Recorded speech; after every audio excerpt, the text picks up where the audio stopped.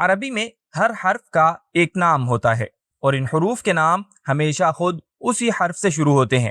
تو مثال کے طور پر اس حرف کا نام با ہے اور اس کا نام حرف با سے شروع ہوتا ہے، اور یہ حرف نون ہے اور اس کا پہلا حرف بھی ایک نون ہے۔ یہ بات عربی کے ہر ایک حرف پر صادق آتی ہے سوائے ایک حرف کے۔ یہ حرف، اس حرف کو الف کہا جاتا ہے۔ لفظ الف کا پہلا حرف الف نہیں ہے بلکہ یہ حمزہ ہے۔ تو ہم کسی لفظ کا آغاز الف سے کیوں نہیں کر سکتے، اور کیا ایسا کرنا ممکن بھی ہے؟ اور حمزہ کیا ہے، اور یہ الف سے کس طرح مختلف ہے، اور یہ قرآن کریم کی تلاوت کو بہتر بنانے میں ہماری مدد کیسے کر سکتا ہے؟ ان تمام سوالات کا جواب الف اور حمزہ کے درمیان فرق کو سیکھنے میں مل سکتا ہے۔ تو آئیے معلوم کرتے ہیں کہ یہ فروق کیا ہیں۔ لیکن اس سے پہلے کہ ہم ایسا کریں، ہمیں پہلے یہ جاننے کی ضرورت ہے کہ وہ دکھتے کیسے ہیں، تاکہ جب ہم ان کے بارے میں بات کرنا شروع کریں تو ہمیں معلوم ہو کہ ہم کن شکلوں پر اصولوں کا اطلاق کرنے جا رہے ہیں۔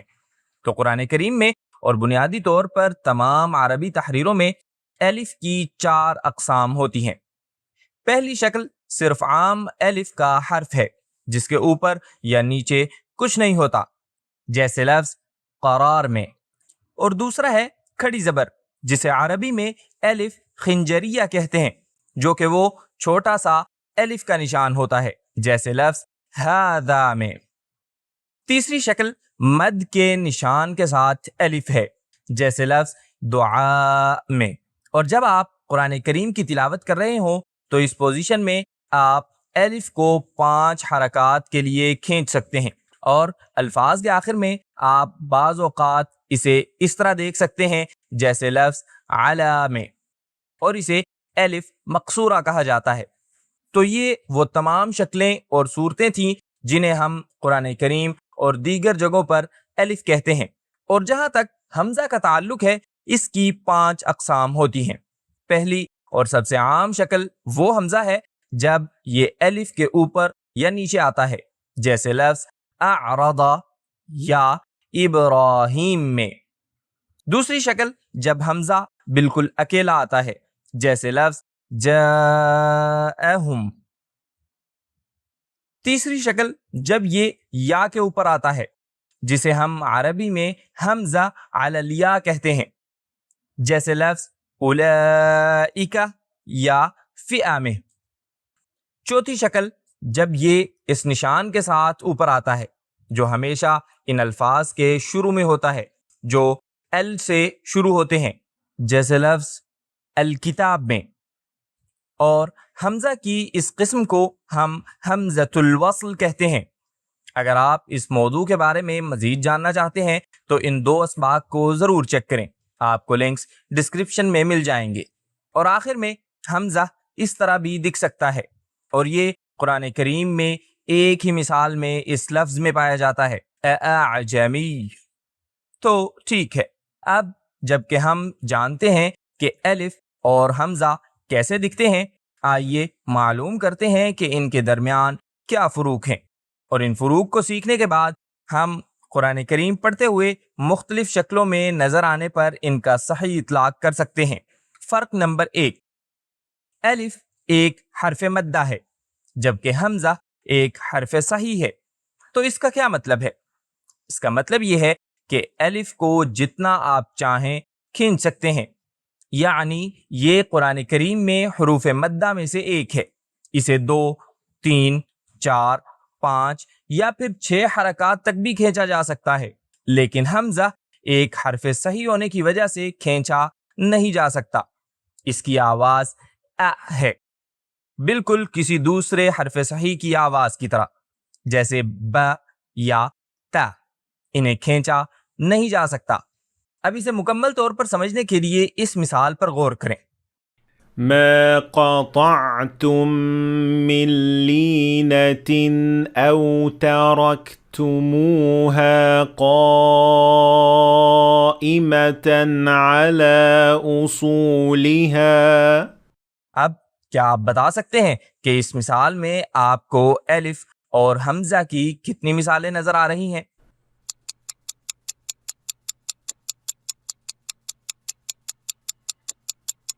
خیر، ان مقامات پر 5 مرتبہ الف ہے اور ان مقامات پر 3 مرتبہ حمزہ ہے، تو ان میں سے ہر ایک پوزیشن میں الف کھینچنے کی صلاحیت رکھتا ہے۔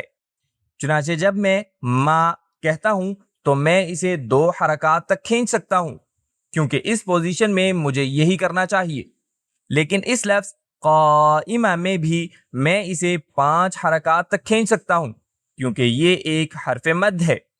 اسی طرح لفظ علی الف مقصورہ کے ساتھ ہے، اسے 2 حرکات تک کھینچا جا سکتا ہے، اور اگر میں چاہوں تو اسے 4 حرکات تک بھی کھینچ سکتا ہوں۔ تو میں کہہ سکتا ہوں على أصولها، اور میں یہ بھی کہہ سکتا ہوں على أصولها۔ تو ضرورت پڑنے پر الف کو کھینچا جا سکتا ہے، لیکن جہاں تک حمزہ کا تعلق ہے اسے کھینچا نہیں جا سکتا، کیونکہ خود اس کی آواز کی نوعیت آپ کے گلے سے گزرنے والی ہوا کے بہاؤ کو روکنے سے پیدا ہوتی ہے، تو اسے کھینچا نہیں جا سکتا۔ أو قائمة أصولها۔ ان تمام مثالوں میں حمزہ شامل ہے، جو کہ ہوا کے بہاؤ کا ایک ٹھہراؤ ہے، تو الف ایک کھینچا جانے والا حرف مد ہے اور حمزہ ایک حرف صحیح ہے جو کہ کھینچا نہیں جا سکتا۔ یہ ہمیں براہ راست اگلے فرق کی طرف لے جاتا ہے، فرق نمبر 2، جو کہ یہ ہے کہ الف پر کبھی بھی فتحہ، ضمہ یا کسرہ نہیں آ سکتی۔ کیوں؟ کیونکہ الف خود پہلے ہی ایک حرف مد ہے، تو آپ ایک حرف مد پر حرکت نہیں لگا سکتے، یہ صوتیاتی طور پر بالکل ناممکن ہے۔ دوسری طرف حمزہ ہر قسم کی اعرابی علامتیں لے سکتا ہے، فتحہ، ضمہ، کسرہ اور تنوین بھی۔ آئیے یہاں ان فروق پر غور کرتے ہیں جب یہ دونوں قرآن کریم میں استعمال ہوتے ہیں۔ في الدنيا والآخرة كي لا يكون يقولون ربنا اغفر لنا۔ غور کریں کہ ان تمام الفاظ میں الف شامل ہے، اور غور کریں کہ ان میں سے ہر ایک مثال میں الف کے اوپر یا نیچے کوئی اعراب نہیں ہے، خواہ وہ لفظ کے آخر میں ہی کیوں نہ آئے۔ اب فرق دیکھنے کے لیے اس مثال پر نظر ڈالتے ہیں۔ واذكر عبدنا إبراهيم وإسحاق ويعقوب أولي الأيدي والأبصار۔ اس مثال میں ہم 3 مختلف اعراب کے ساتھ حمزہ کی 3 مختلف اقسام دیکھتے ہیں۔ پہلے کسرہ کے ساتھ لفظ ابراہیم میں، پھر ضمہ کے ساتھ لفظ اولی میں، اور آخر میں فتحہ کے ساتھ لفظ الابصار میں۔ تو حمزہ بغیر کسی مسئلے کے حرکات قبول کر سکتا ہے، اور یہ تھا فرق نمبر 2۔ آئیے اب چلتے ہیں فرق نمبر 3 کی طرف۔ کسی لفظ کا آغاز الف سے کرنا ناممکن ہے، جبکہ حمزہ لفظ کے کسی بھی حصے میں آ سکتا ہے۔ اب ہم کسی لفظ کا آغاز الف سے کیوں نہیں کر سکتے؟ چونکہ الف ایک حرف مدہ ہے، جس کا مطلب ہے کہ اس کے اوپر ہمیشہ سکون ہوتا ہے۔ اس کا مطلب یہ ہے کہ ہم کبھی بھی کسی لفظ کا آغاز الف سے نہیں کر سکتے۔ کیوں؟ کیونکہ عربی میں ہم کبھی بھی کسی لفظ کا آغاز سکون یعنی ساکن حرف سے نہیں کر سکتے۔ تو اس کا مطلب یہ ہے کہ الف صرف لفظ کے درمیان میں یا آخر میں آ سکتا ہے، لیکن شروع میں کبھی بھی نہیں۔ حمزہ کے ساتھ یہ کوئی مسئلہ نہیں ہے، یہ لفظ میں کہیں بھی ظاہر ہو سکتا ہے، شروع میں، درمیان میں اور آخر میں۔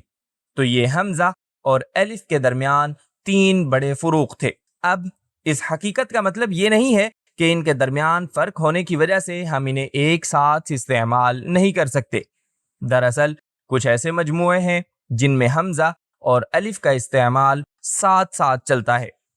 پہلا مجموعہ تب ہوتا ہے جب الف پہلے آئے اور اس کے بعد حمزہ آئے، اور جب ایسا ہوتا ہے تو ہم مد متصل کرتے ہیں، جیسے جب ہم کہتے ہیں قال قائل